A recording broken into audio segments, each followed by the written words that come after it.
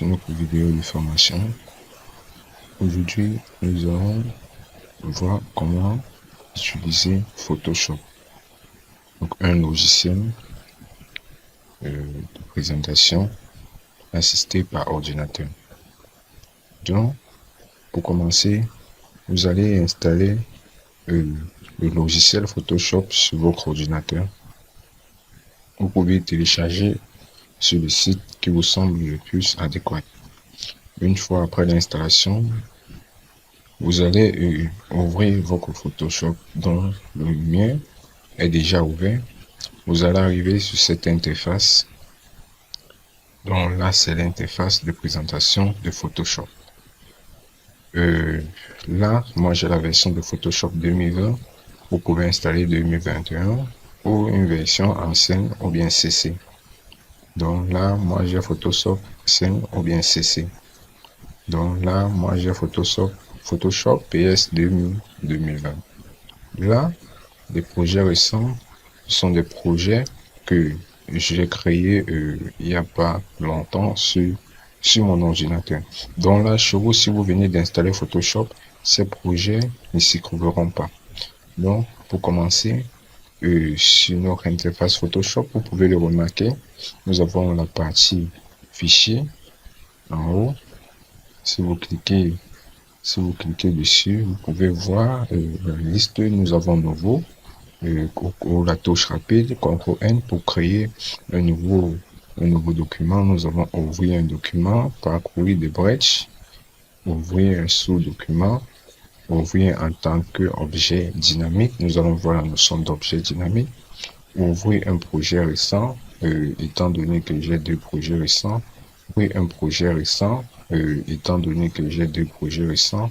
Là, et voilà, je peux effacer la liste récente. Donc, pour que plus rien ne s'affiche parmi mes listes. OK. Donc, nous allons revenir au niveau du fichier. Donc, après avoir supprimé ma liste récente, je pense que sur vous, si vous installez effectivement Photoshop 2020, voilà comment se présentera effectivement votre tableau de bord sur Photoshop, votre page d'accueil. Donc, nous revenons sur fichier. Nous avons fermé. Si un fichier a été ouvert et que vous souhaitez fermer, vous pouvez appuyer la touche rapide, CTRL+W, tout fermer. Là, fermer les autres, fermer et passer à brèche, enregistrer sous version qui en fait partager sur Behance. Là, il faut forcément une connexion internet. Donc, je souhaiterais que lorsque vous effectuez certaines tâches, je souhaiterais que vous essayez de mettre une connexion internet parce que même avec Photoshop, il y a des éléments dont vous avez besoin d'une connexion internet. Donc là, nous avons recherché dans Adobe Stock. C'est une bibliothèque qui permet de stocker certaines tâches en fait.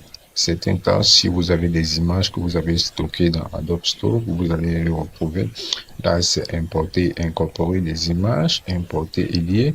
Donc là, nous allons voir la différence entre importer, incorporer et importer et lier. Assemblage, automatisation. Dans automatisation, vous pouvez le voir, les traitements, comment va s'effectuer des traitements ici. Si ce sont des traitements par lot, présentation PDF, traitement, comment va s'effectuer des traitements ici. Si ce sont des traitements par lot, présentation PDF, créer un groupette, planche contact, correction de l'objet, fusion, ainsi de suite. Dans le script, vous allez voir le script, processeur d'image, éjection d'événements de script, changement de plusieurs fichiers, importation. Là, c'est importer soit des images ou des vidéos. Donc, mais avec Photoshop, au niveau de importer images, vidéos dans des calculs. Donc, des vidéos, en fait, ne fonctionnent pas sur Photoshop. Ne fonctionnent pas correctement sur Photoshop. Donc, là, extension, BVIA, les informations imprimées, ainsi de suite. Donc, ces différents titres dont vous voyez avec une couleur très basse en fait. Là, actuellement, vous ne pouvez pas l'utiliser. Après, donc, création de données par vous présenter le logiciel au niveau de édition. Édition, nous avons annuler, rétablir, et ainsi de suite, rechercher, juger, ainsi de suite. Donc là, au niveau de l'édition, après création de votre projet, vous pouviez décider d'effectuer ces événements, ces différents événements. Si vous créez par exemple un carré, vous pouvez essayer de rétablir le carré en appuyant CTRL Z, Maj, CTRL Z pour retourner en arrière, pour pouvoir effectuer des nouvelles opérations sur votre plan de travail. Les PUG. Nous pouvons puger l'image, donc c'est-à-dire une presse papier. Si vous avez téléchargé ce qu'on appelle presse papier, vous pouvez faire une recherche sur Google pour savoir en fait ce que c'est que une presse papier. Donc sur certains visuels en fait, il y a ce qu'on appelle presse papier dont on a pu appliquer sur Adobe PDF. Donc si vous aviez essayé de modifier votre logiciel à votre guise, vous pouvez essayer de redéfinir ces paramètres prédéfinis. Donc, la gestionner des paramètres prédéfinis, migrer les paramètres prédéfinis, exporter, importer les paramètres prédéfinis. Connexion à distance. Comme je vous ai parlé de la connexion tout à l'heure, nous avons besoin effectivement de la connexion pour effectuer certaines tâches sur Photoshop. Les couleurs, et pour choisir les couleurs, je vais vous montrer dans la suite.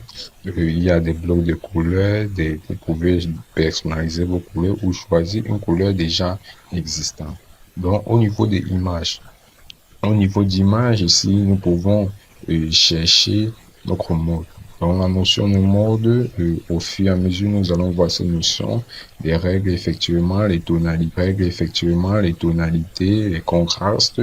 Donc, tout cela s'applique au niveau de vos objets ou de vos calculs. Vous pouvez l'appliquer au niveau de vos objets et de vos calques.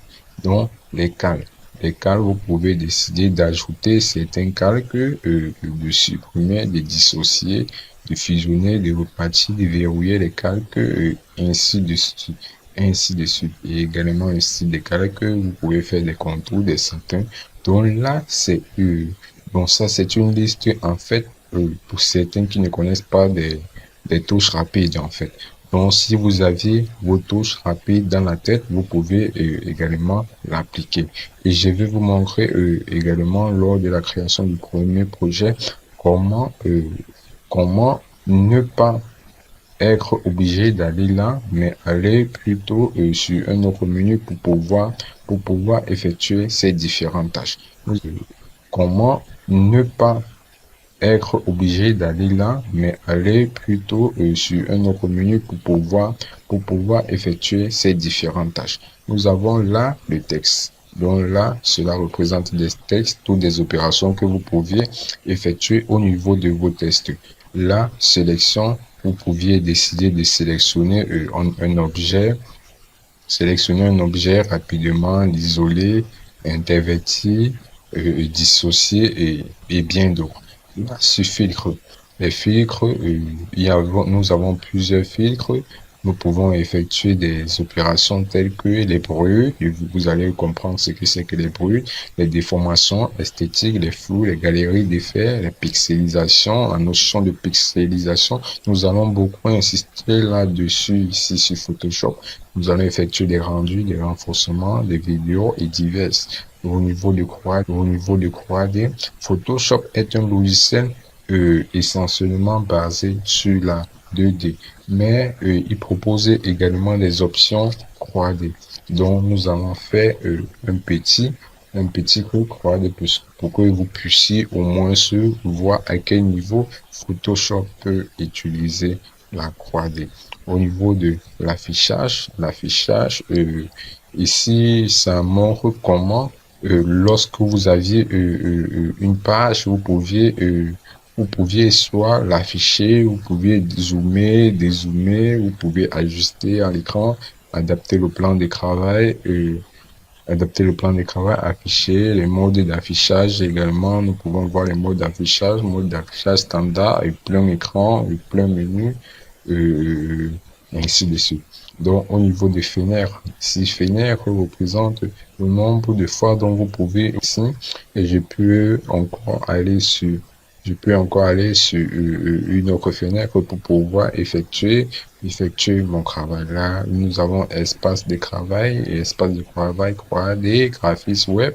Donc là, sur espace de travail, lorsque nous allons chercher à créer notre projet, maintenant, nous allons voir des options si nous voulons créer des illustrations, des éléments faits pour l'impression et bien d'autres. Donc, nous allons voir cela. Et ensuite, nous avons des actions, des annotations, des quelques caractères et ainsi de suite. Et là, au niveau d'aide, si vous avez besoin d'aide, vous pouviez aller, cela vous conduira directement à Internet pour pouvoir poser vos différents soucis. Donc, c'est là. Vous pouviez également vous connecter, faire une mise à jour de votre logiciel complètement.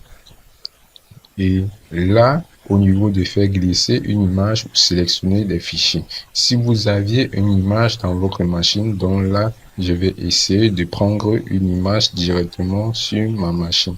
Donc, j'essaierai de prendre celle-ci. J'essaierai de prendre celle-ci. Je prends donc cette image, je porte. Je viens tout simplement, je dépose là dans Photoshop. Et voilà mon image qui s'affiche. Là, je ne peux effectuer aucune opération sur cette image, étant donné que là, c'est une image PNG.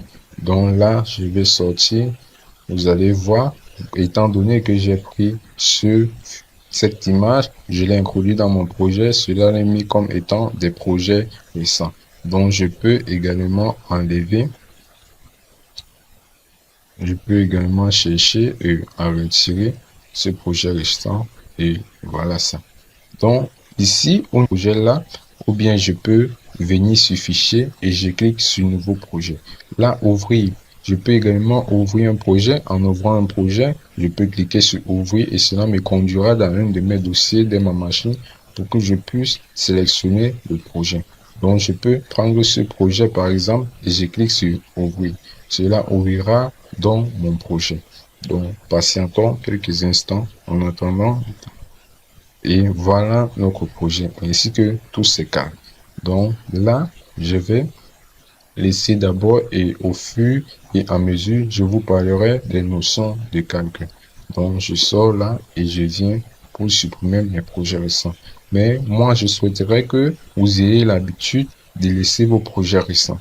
Parce que si un de vos projets, vous essayez de travailler et que vous ne saviez plus en fait d'où vous aviez mis un de vos projets, là, vous pouvez aller dans projet récent et trouver l'emplacement de votre travail. Donc là, nous allons commencer. Nous allons commencer par apprendre à créer un fichier sur Photoshop, créer un plan de travail sur Photoshop. Donc, vous pouviez essayer également appuyer, la touche rapide CTRL N pour créer un fichier. Donc, en appuyant CTRL N, et vous voilà sur le menu de personnalisation de votre fichier.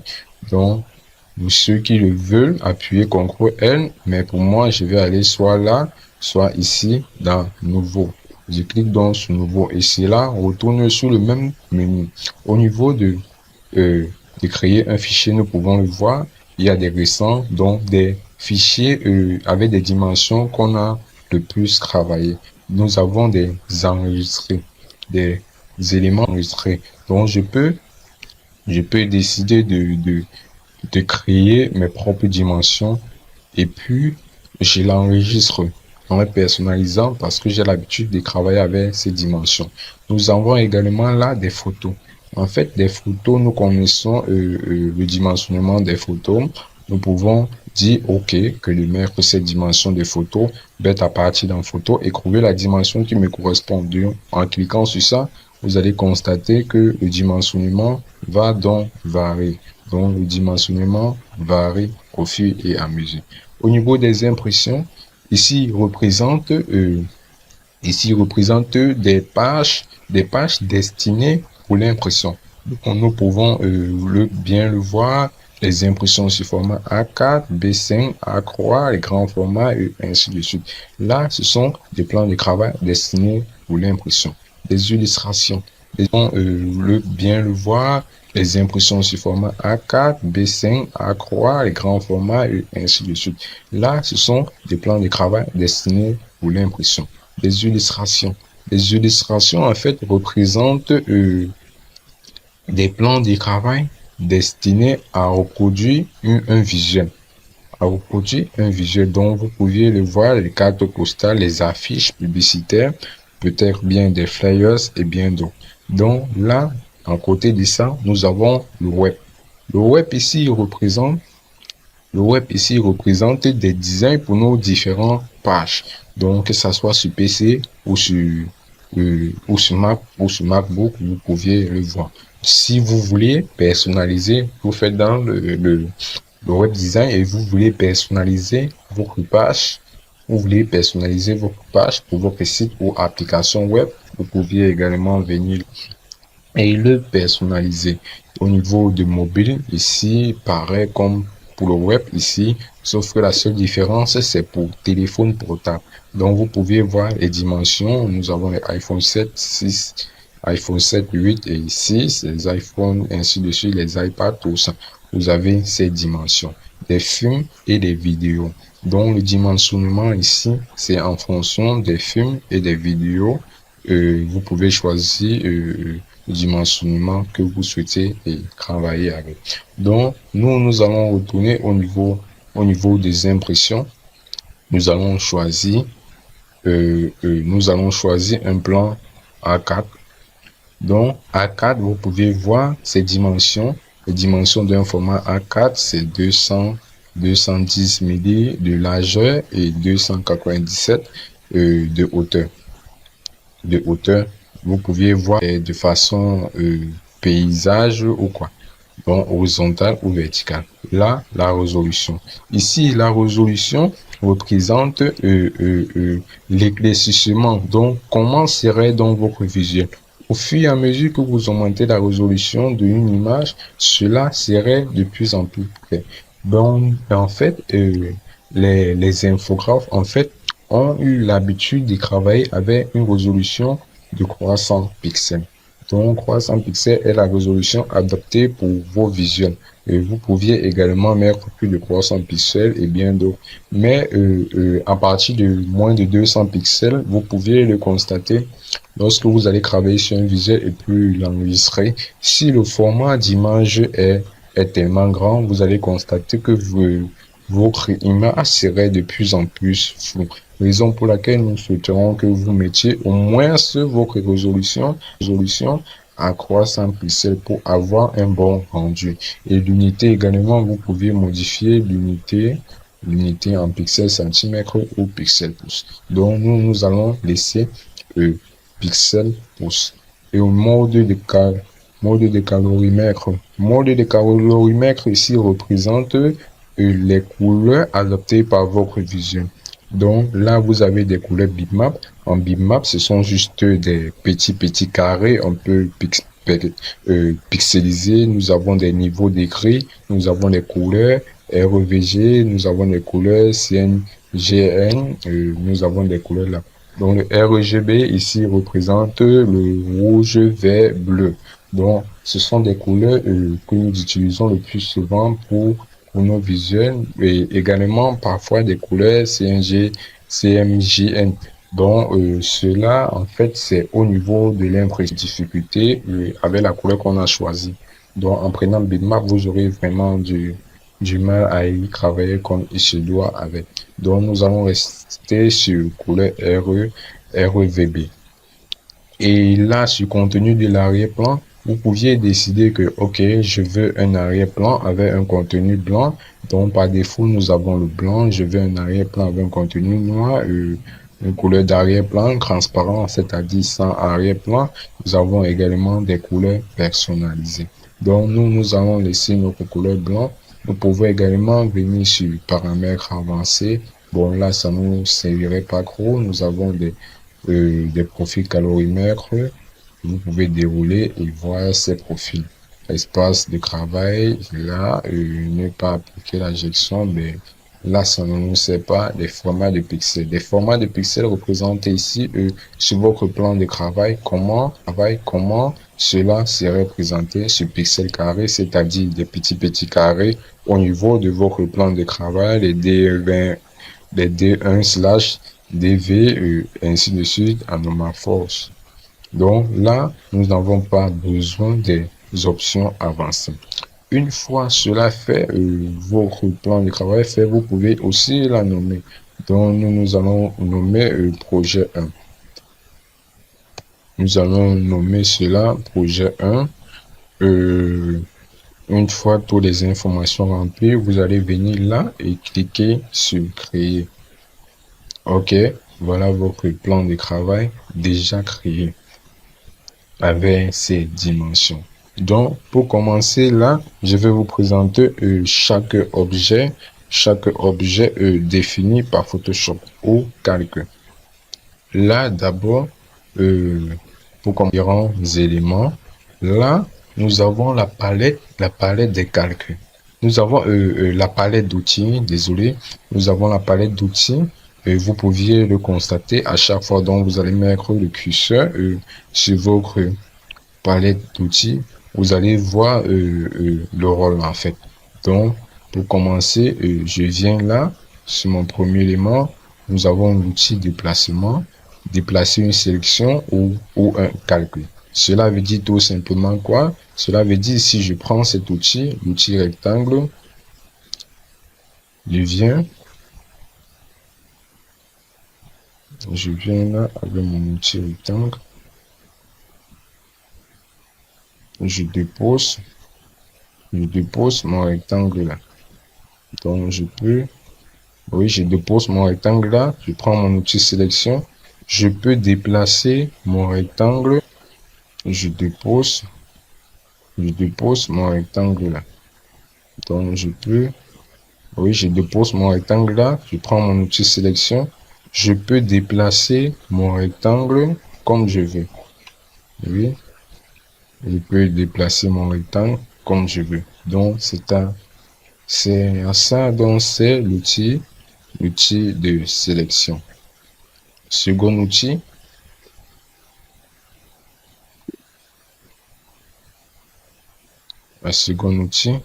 nous avons l'outil rectangle de sélection. L'outil rectangle de sélection, si nous avons une image que nous souhaitons enlever une partie, nous pouvons prendre l'outil rectangle de sélection ou l'outil ellipse de sélection. Cela diffère juste par un carré ou par un cercle.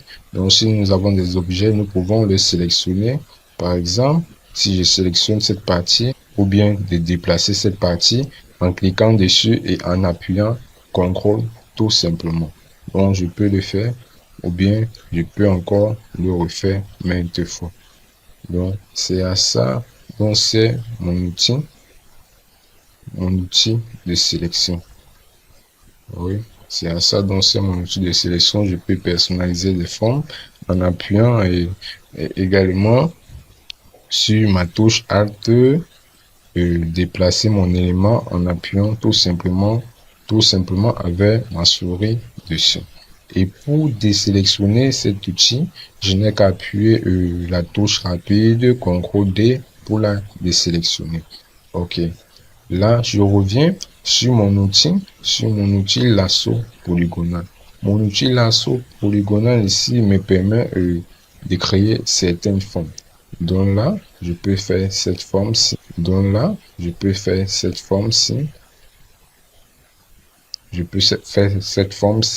C'est presque pareil que l'outil rectangle de sélection ou ellipse de sélection. Sauf que là, c'est une manière de personnaliser mon propre outil. C'est comme si je pouvais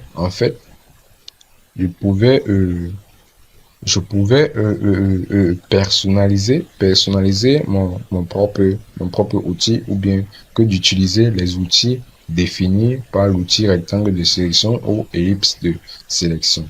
Donc, c'est un peu de ça. Donc, voilà notre outil. Nous pouvons personnaliser, faire des formes, ainsi de suite. Donc, au fil du temps, nous allons créer des projets et voir à quoi servent effectivement nos différents outils. Et pour la désélectionner, je n'ai qu'à appuyer sur rapide. L'outil de sélection rapide ici, je vais essayer tout d'abord d'enlever ce calque-ci. Je vais importer une image. Donc, pour importer une image, en fait, je peux venir là, sur Fichier, je clique sur Importer et Incorporer. Cela va dans mon fichier. Je vais sélectionner une image. Donc, je vais prendre cette image-ci. OK. Je clique sur Entrée. OK. Mon image étant importée et incorporée. Pour ceux qui ne veulent pas faire de la même manière, ils peuvent tout simplement rentrer là, aller dans les images, porter et puis déposer sur Photoshop également. Donc, nous avons copié et incorporé. Donc là, nous avons l'outil de sélection rapide. L'outil de sélection rapide ici nous permet en fait de sélectionner un élément plus rapidement. Mais dans la suite, nous allons voir d'autres outils tels que l'outil Plume qui nous permet également de sélectionner notre image, mais pas de façon rapide comme l'outil de sélection rapide. Et vous allez voir que si c'est un petit modèle, en fait, il faudrait mieux pour jouer en fait sur le temps. Il faudrait utiliser l'outil de sélection rapide sur certains éléments, mais que sur l'outil Plume, vous avez l'intérêt, vous avez obligation de connaître ce qu'on appelle l'outil Plume, car c'est l'élément clé dans Photoshop. Donc, une fois dans l'outil sélection rapide, vous voyez ce petit cercle barré qui s'affiche parce que là, nous ne pouvons pas l'appliquer sur un calque. Aucun calque, en fait, n'a été sélectionné. Donc là, sur notre palette de calques, il faudrait sélectionner le calque sur lequel nous voulons travailler. Si c'est le calque d'arrière-plan, nous cliquons dessus. Si c'est sur notre image, nous cliquons dessus. Étant donné que nous voulons travailler sur cette image-ci, nous allons appliquer cela sur notre calque 04. Vous pouvez personnaliser le nom de votre calque, vous pouvez mettre nom ou autre chose. Donc là, je vais cliquer là-dessus pour que vous voyez le message qui va s'afficher. Là, vous pouvez le voir. Impossible d'utiliser la sélection rapide car aucun calque n'a été sélectionné. Donc, en ce moment, qu'est-ce que vous avez à faire? Vous n'avez qu'à cliquer sur le calque dont vous voulez utiliser. Donc, j'ai cliqué sur ce calque ici. Je peux également personnaliser le nom de mon calque. Donc, je n'ai qu'à double-cliquer dessus. OK. OK. Je peux l'appeler même. Je valide. Et voilà le nom de mon calque en fait qui a changé. Donc, je préférais que vous personnalisez en fait le nom de votre calque dans le cas où vous travaillez sur un grand projet. Pour en fait ne pas vous égarer. Donc, une fois mon calque est sélectionné, je vais essayer d'agrandir mon image. Si vous avez une souris, vous pouvez cliquer sur Alt et vous tirez Alt curseur pour essayer d'agrandir votre image. Dans le cas concret, vous n'avez qu'à venir au niveau de votre image. Dans le cas concret, vous n'avez qu'à venir au niveau de oui, au niveau de, je vous ai montré cela tout à l'heure. Ayant l'habitude de travailler plus avec mes touches rapides, vous pouvez venir là, lui, je pense, zone, non,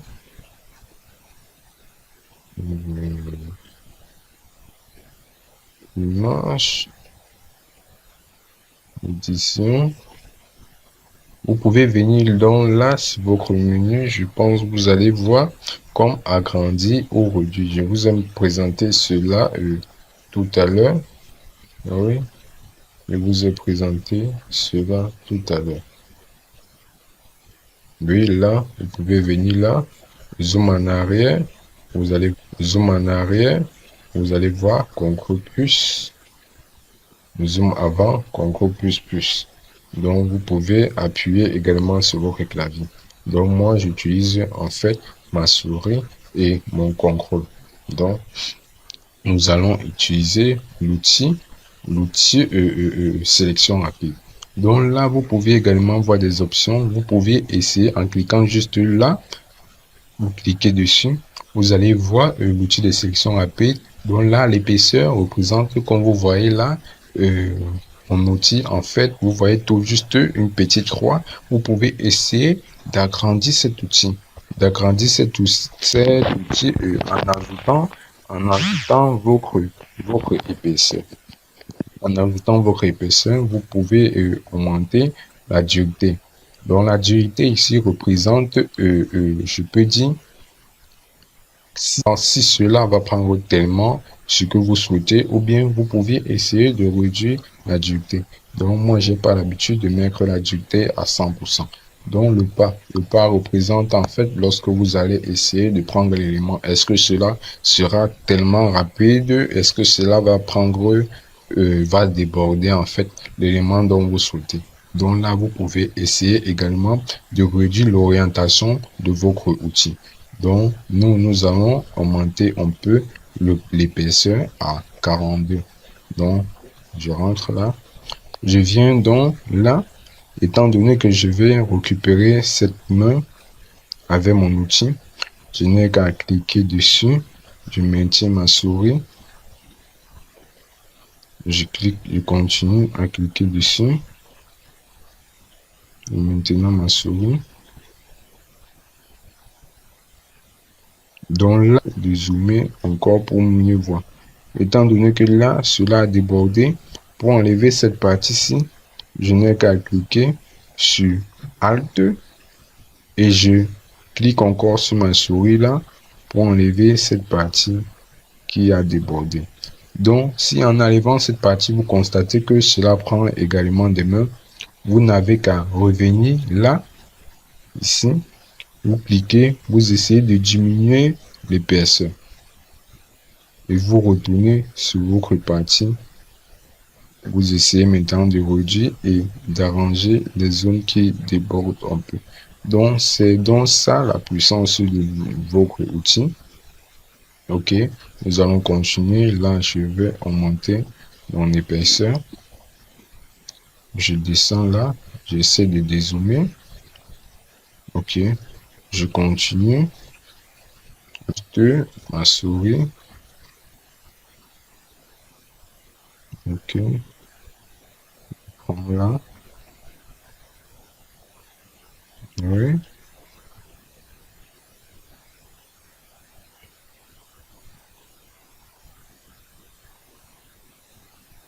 Ok, j'appuie mon contrôle, mon Alt. Je clique là pour enlever cette partie, car je ne voudrais pas qu'une partie de notre arrière-plan sorte en fait. J'essaie de défiler là. Je zoome encore une fois de plus. Je diminue l'épaisseur. Ok. Je diminue mon épaisseur. Je viens là. Je clique Alt et j'enlève cette partie. J'arrange ceci. Vous pouviez décider d'utiliser votre outil contrôle pour tout juste porter votre image, enlever votre image. Donc, mais là, nous allons pas utiliser la touche contrôle. Nous allons faire tout simplement, faire un clic droit sur notre élément. Oui, faire un clic droit, venir sur transformer la sélection. Nous allons transformer la sélection. Donc, nous allons transformer la sélection. Voilà la sélection déjà transformée. Donc, comme vous pouvez le voir, c'est comme l'outil lasso, en fait. Donc, mais moi, je vais rentrer là. Je peux essayer de faire un CTRL-C. dessus, puis un CTRL V. Bon.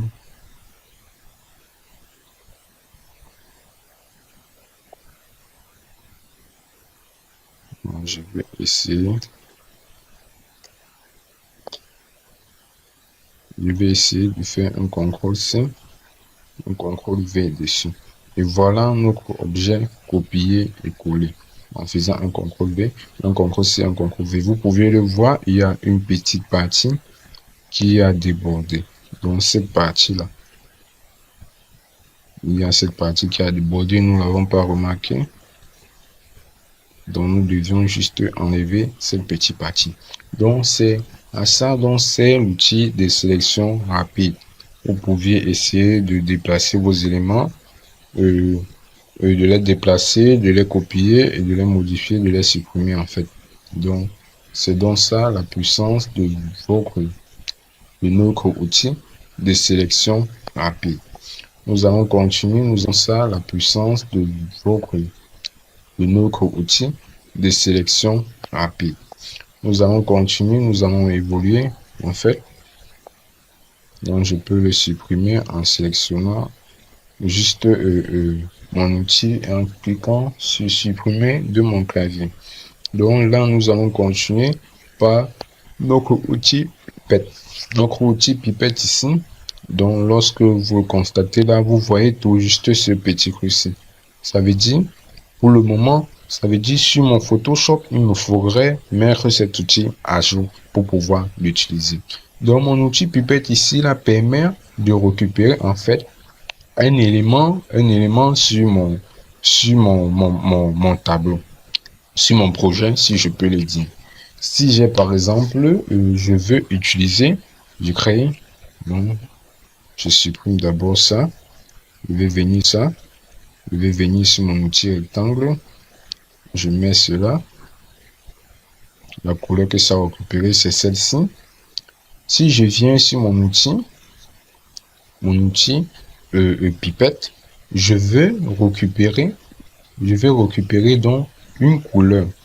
Par exemple, cette couleur-ci, je voudrais que cette couleur-ci devienne celle-ci. Or, je ne connais pas en fait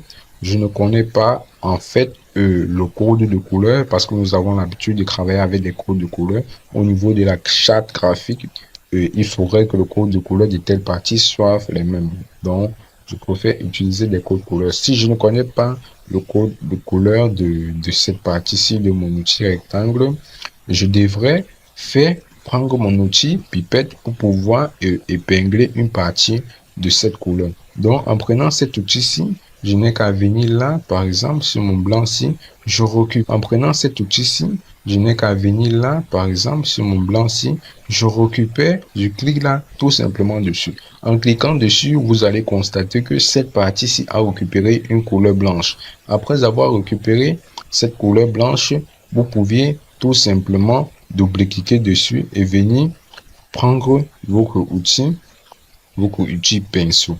Donc, si moi je prends par exemple mon pinceau là, comme vous pouviez le voir, je clique dessus, je viens là sur mon calque de couleur, je double-clique ou je peux venir également là sur le calque de couleur, ce sont des mêmes choses, je double-clique donc dessus. Je choisis par exemple ma couleur rouge, oui, après avoir choisi la partie dont je veux, je choisis donc cette couleur, je clique donc sur OK. Une fois mon outil pinceau sélectionné, je peux venir ici, lorsque je vais cliquer, donc je pixelise d'abord le calque. Une fois mon calque pixelisé, je peux venir également là pour augmenter l'épaisseur. Comme vous pouvez le voir, l'épaisseur, c'est un petit cercle, tout simplement, je peux donc l'augmenter également. Et en augmentant, le voilà qui a pris une grande taille. Donc, je peux essayer de réduire un peu. Même en augmentant, en fait, en changeant la zone de mon texte, en essayant de colorier cette partie-ci, étant donné cette partie du petit carré-ci, dont vous pouviez le voir, en mettant ma couleur, cela prendra juste cet élément, car c'est mon calque rectangle qui a été sélectionné. Donc, vous pouvez également ajouter la dureté. La dureté, en fait, c'est pour que la couleur choisie puisse être la nette, le même sans toutefois diminuer son opacité. Donc, j'ai choisi le rouge. Je vais donc diminuer un peu. Je peux essayer de peindre. Donc, j'essaie donc de peindre tout simplement mon outil.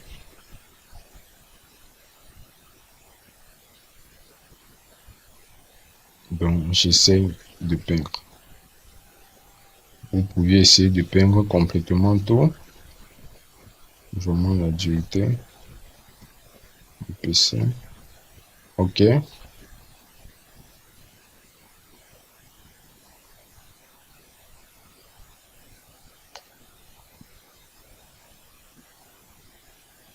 Oui, en augmentant donc. Patientons un peu.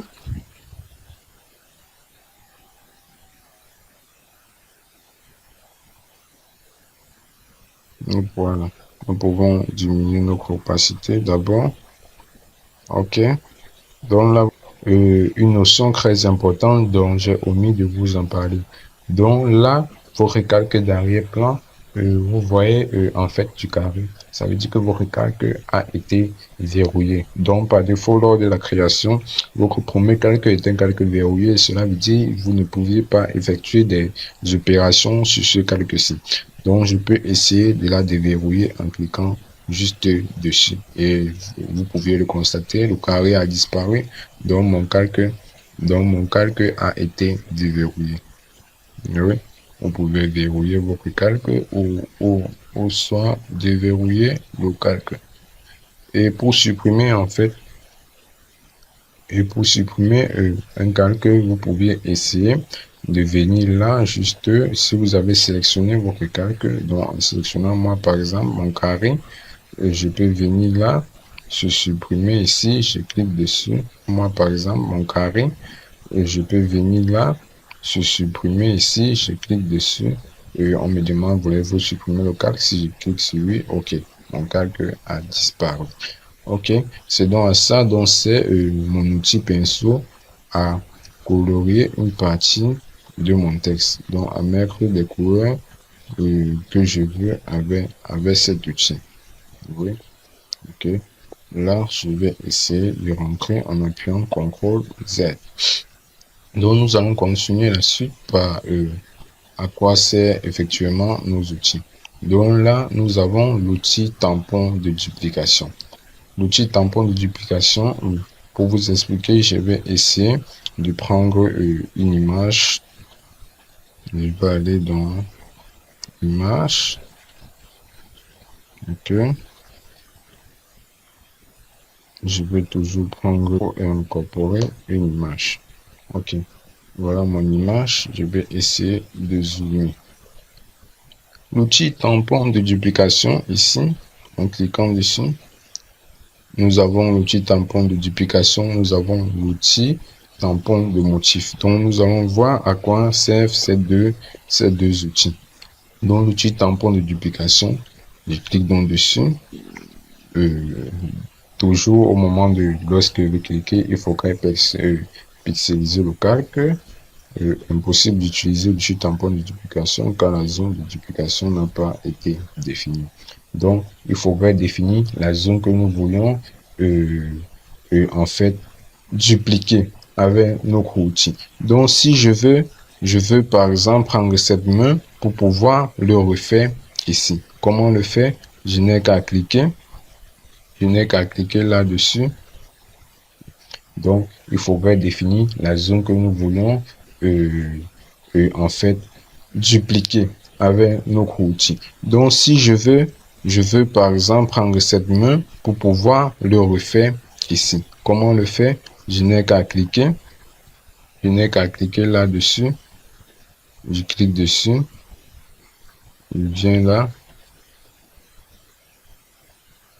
Ok, nous devions pixeliser. Je vais essayer d'agrandir l'épaisseur. Ok. Si je prends cette partie, je vais le faire comme ça. Vous pouviez le voir, ce petit curseur plus qui apparaît, ça veut dire que je suis en train de prendre telle partie.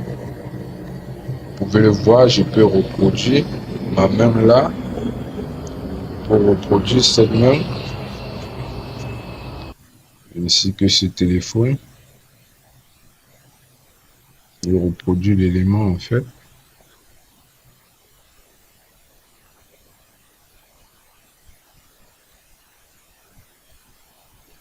Ok.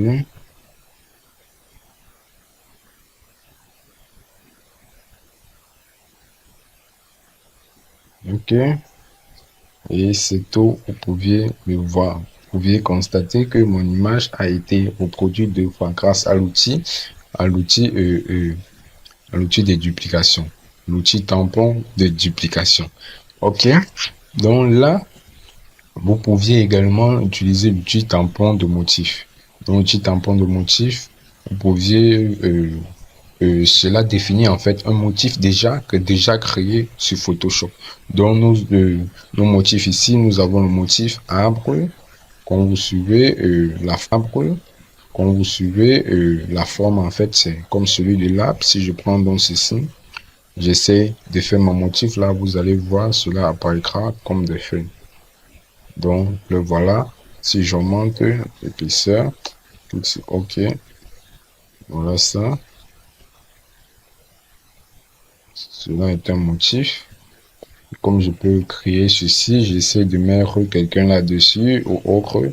Donc, nous avons plusieurs motifs. Là, c'est la couleur jaune. Comme vous voyez, toujours des arbres. Vous pouviez également choisir autre type, comme l'eau en fait. Et voilà. Et bien d'autres. Donc, à vous de choisir vos outils de tampons de duplication que vous souhaitiez, vos outils de tampons de duplication que vous souhaitez utiliser. Donc, nous allons faire un CTRL Z et nous allons rentrer. Là, je vais supprimer mon calque. OK. Je vais rester sur mon calque de départ. Donc, pour poursuivre, nous allons venir sur la seconde outil. L'outil gomme. Donc, l'outil gomme, comme son nom l'indique, permet d'enlever ou de supprimer un élément. À la seule place que l'outil gomme, en fait, en enlevant l'élément, cela ne permet pas, en fait, d'arranger la partie dont vous avez enlevé votre élément. Or, l'outil de sélection rapide permettait d'enlever l'élément et de restaurer la partie. Donc, comme je vous l'ai dit, nous allons le travailler dans un projet. Nous allons le travailler dans un projet après la présentation de chaque outil. Donc, l'outil Go, je vais prendre une image, prendre mon outil Go. L'outil Go, nous avons l'outil Go. Nous avons l'outil gomme d'arrière-plan, nous avons l'outil gomme magique. Donc, je vais commencer par mon premier outil, l'outil gomme. Je vais d'abord pixeliser mon calque comme toujours. Après avoir pixelisé, je peux décider de cliquer dessus pour enlever mon élément. Donc, je peux enlever cet élément-ci. La seule différence, c'est que lorsque vous enlevez votre élément, en fait, vous-même, vous pouviez le voir que la partie dont vous avez enlevé s'est transformée en blanc et cela ne donne pas une vue agréable à votre projet. Donc, si vous décidez d'enlever juste un seul élément sur votre projet, comment le faire? C'est d'où l'outil de sélection rapide intervient. Donc, vous n'avez qu'à sélectionner la partie dont vous souhaitez enlever. Sélectionner la partie dont vous souhaitez enlever. Oui, vous n'avez qu'à sélectionner cette partie-là et de prendre votre outil gomme, de venir et enlever. Peu importe d'où vous partez sur votre projet, cela n'enlèvera pas. Cela enlèvera tout juste la partie dont vous avez sélectionné avec votre outil gomme. Comme vous pouvez le constater, nous n'avons pas sélectionné cette partie ni cette partie. Donc cela a uniquement pris la partie sélectionnée par notre outil de sélection rapide. OK? Et c'est tout juste ça. Mais malgré cela, vous pouvez le constater. pouvez le constater que cela ne donne pas toujours une vue agréable à votre projet. Donc, nous allons appuyer CTRL D pour désélectionner. OK. Cela ne donne pas toujours une vue agréable à votre projet. Nous allons venir sur la seconde outil, sur l'outil gomme d'arrière-plan. Donc, nous allons, on dit ici impossible d'utiliser l'outil gomme d'arrière-plan car aucun calque n'a été sélectionné. Or, nous devions sélectionner le calque sur lequel nous voulons travailler et venir avec notre outil gommer. Nous augmentons l'opacité. OK. Vous voyez comment ceci gomme, cela gomme difficile. De manière pas très propre comme notre outil gomme tout simplement. Car ceci est un outil gomme d'arrière-plan. Cela consiste en enlever l'arrière de notre élément en fait. Outil gomme d'arrière-plan. Cela consiste en enlever l'arrière de notre élément en fait. Donc cela consiste à enlever l'arrière de notre élément en concevant la partie de dessus, en concevant la vue. Donc s'enlève de manière à faire de telle sorte comme si notre l'opacité dont vous pouviez le voir ici. L'opacité, en fait, si je ne vous ai pas parlé d'opacité, l'opacité consiste à augmenter la visibilité de notre projet, à augmenter ou à diminuer. Donc, si j'ai créé, par exemple, un élément avec mon outil rectangle ici, voilà donc un carré que j'ai créé, et je souhaite diminuer l'opacité de cet élément. Donc, en diminuant l'opacité, cela se comportera au fur et à mesure que l'opacité diminue comme étant un filigrane. Donc, je vais diminuer comme ça. Vous pouvez le constater. L'arrière-plan baisse, ça baisse au fur et à mesure. Donc, c'est comme si mon image, mon élément, en fait, était un filigrane. OK? Donc, c'est donc à ça que c'est l'outil de gomme d'arrière-plan. Donc, nous allons travailler sur l'outil gomme magique. Donc, l'outil gomme magique, nous pixelisons toujours. Nous allons gommer directement. Allez, une fois notre élément gommé, cela disparaît. L'objet en question disparaît. Donc, pour que vous puissiez mieux le voir, je vais essayer de rentrer en arrière. OK. Je désélectionne. Je viens sur mon outil. Je prends l'outil gomme magique.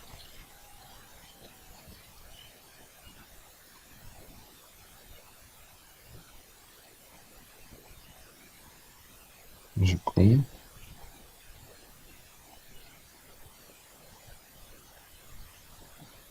Je gomme. Donc, notre outil gomme magique ici permet en fait de gommer les parties ayant des mêmes couleurs. Donc, notre main étant des mêmes couleurs, si je sélectionne, si j'avais pris mon outil de sélection rapide pour sélectionner mon image, cela gommera une fois à l'instant où je cliquerai sur mon élément. Cela gommera à l'instant que je cliquerai sur mon objet.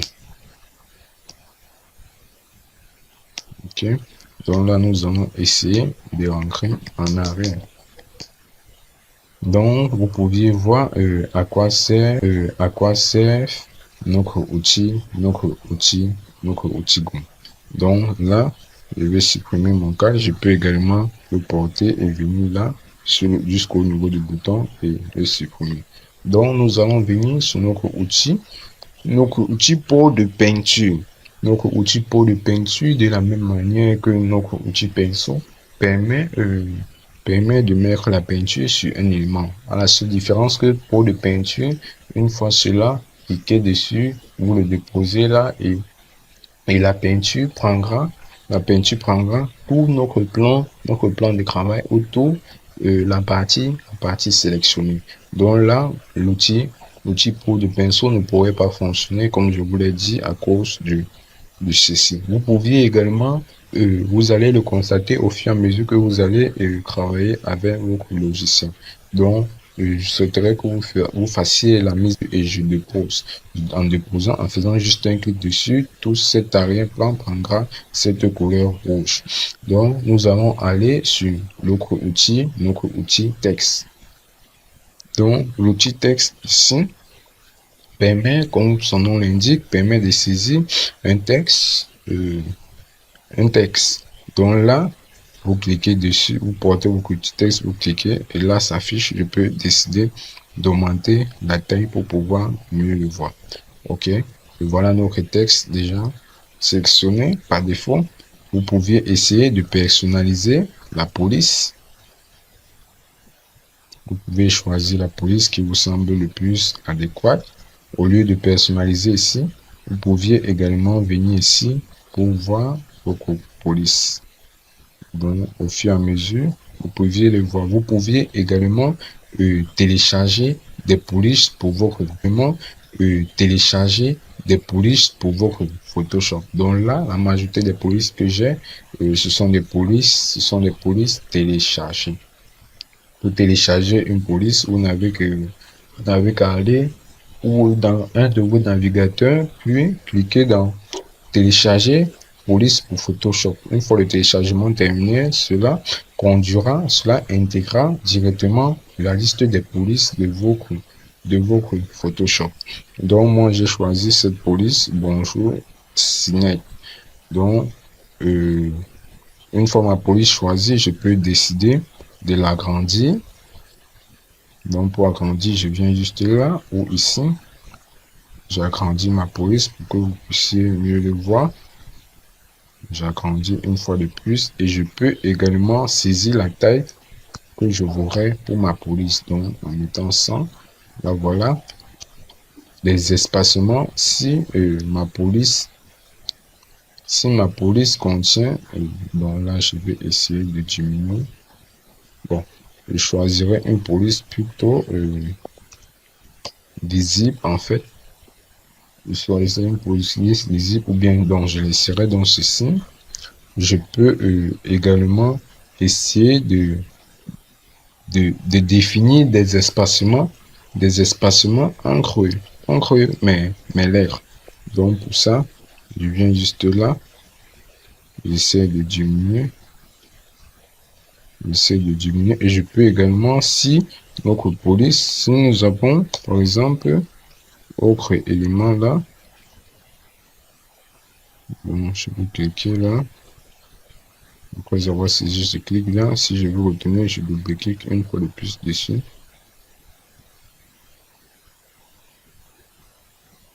Bon, je peux cliquer là. Après avoir saisi ce clic là, si je veux retenir, je double-clique une fois de plus dessus. Ok. Je sélectionne une fois de plus.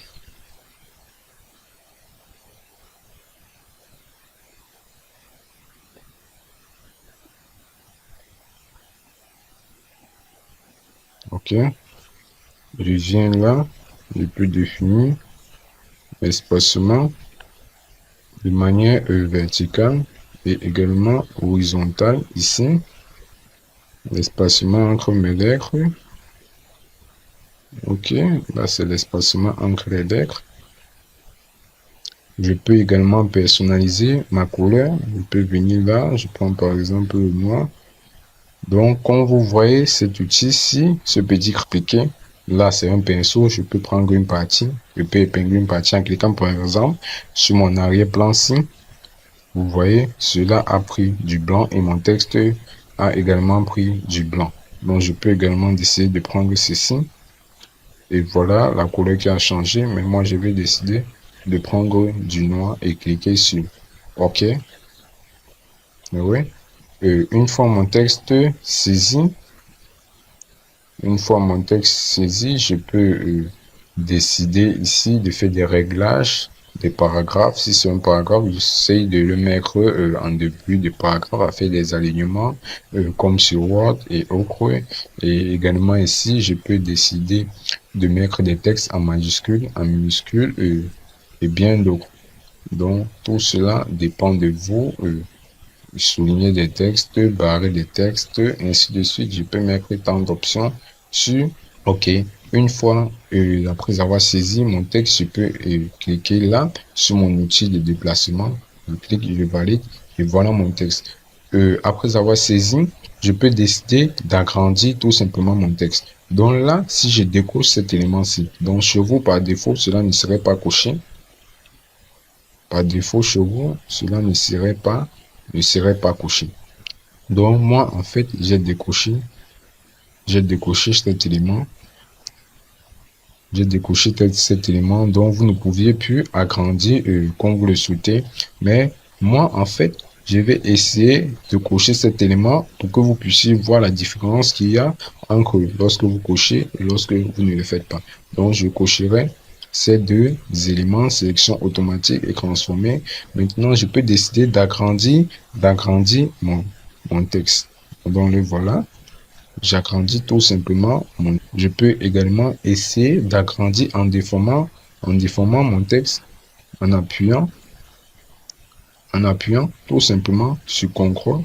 Donc, lorsque je mets le curseur de ma souris là, j'appuie tout simplement CTRL. Je peux décider de placer mon texte comme je veux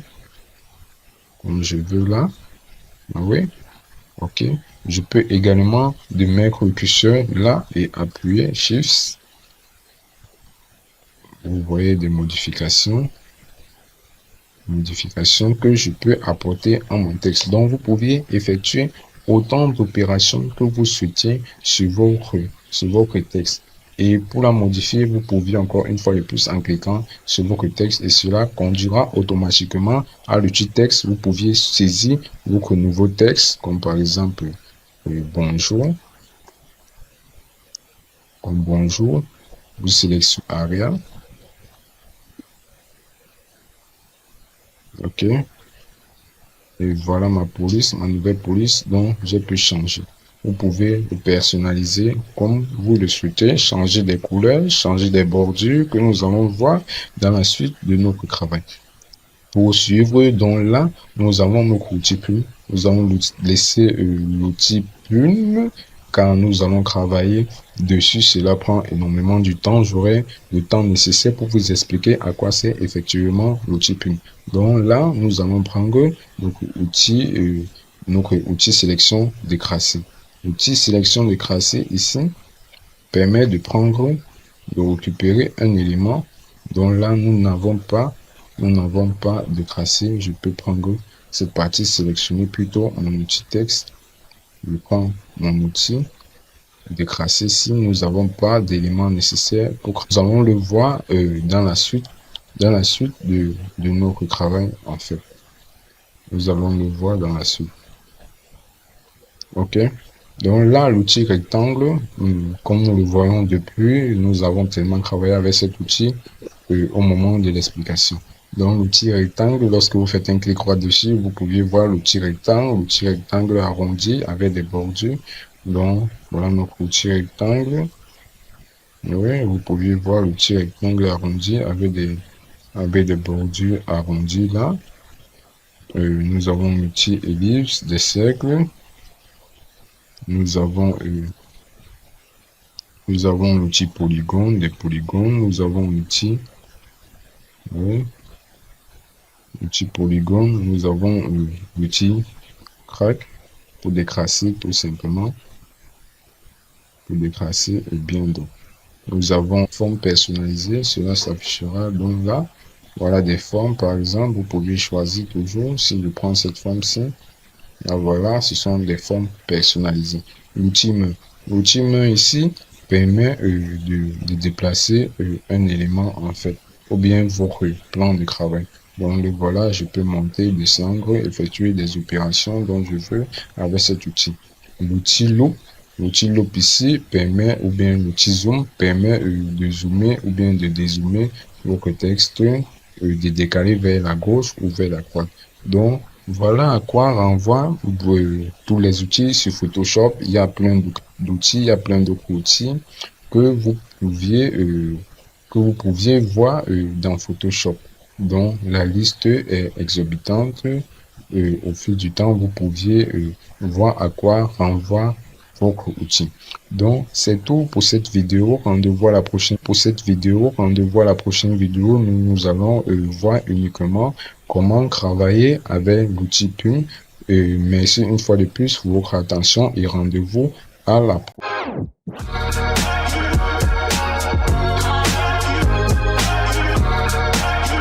Shutterstock